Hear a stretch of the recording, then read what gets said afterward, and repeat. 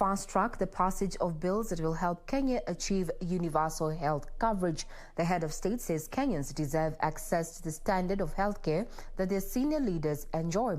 President Kenyatta was speaking in Parliament during the annual prayer day.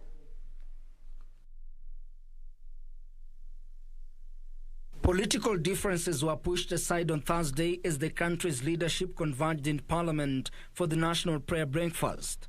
It was also one of the few occasions in which President Kenyatta and his deputy William Ruto have been seen in public together this year.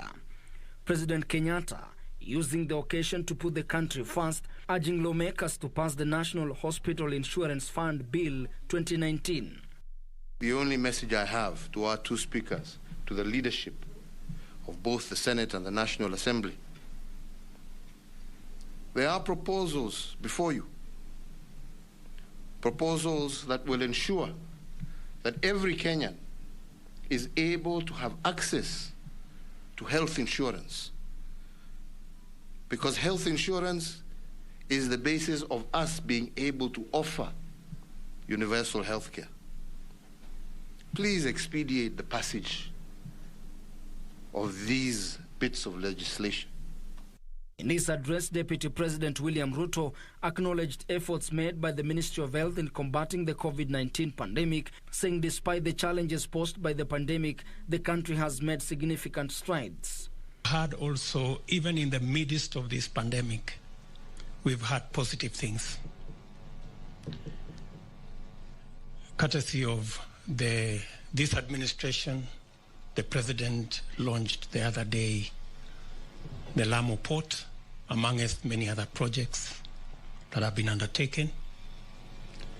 We got ourselves a brand new Chief Justice, the first lady ever in Kenya to be Chief Justice.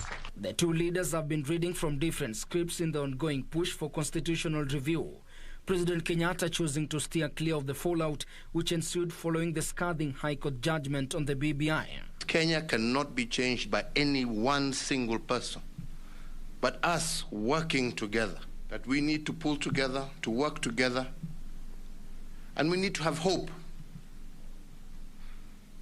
that it is indeed possible to overcome these challenges if we pull together. In a keynote address by lawyer Peter Waiyaki, leaders were reminded why they need to internalize and maintain integrity to bring hope for a better future. We have these hope highs and then we go down. Hope highs, then disappointment. One must ask themselves, do we forget perhaps to change the software when we change the hardware? Do we expect too much perhaps of ourselves and our leaders? Or do we underestimate our unwillingness to change our hearts, which keeps us from reaching the heart of the hope that we have? The National Prayer Breakfast has in the past been used to reconcile political nemesis. It has also been used to entrench unity of purpose among Kenyans.